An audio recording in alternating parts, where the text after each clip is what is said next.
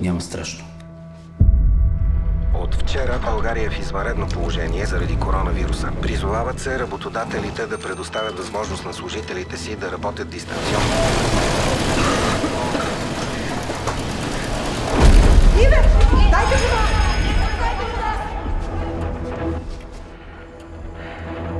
Съжалявам.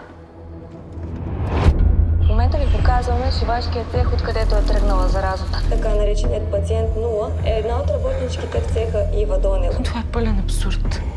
Не от мен. Колко болни работнички имате до сега? Ако знаете нещо, сега е момента да го кажете. Тези тежки времена хора като господин Манчини ни дават надежда, че заедно можем да се справим с ужаса. Само защото е купил целия град, си мисли, че може да прави каквото си иска. Трябва да се запази достойнството на тази жена. Не бях сама, всички го правеха.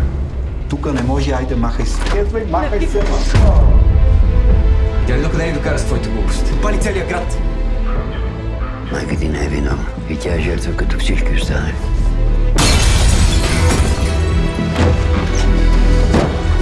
Бутул такъв, спри!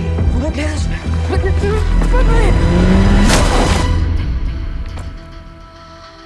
Тук винаги е виновен този, дет не може да се защити.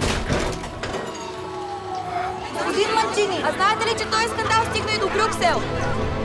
Не съм се блъскал цял живот да допусна някой от вас да ме прецака. И онова, което ни говориха за комунизма едно време, се оказа пълна лъжа. Но онова, което ни говориха за капитализма, си излезе истина.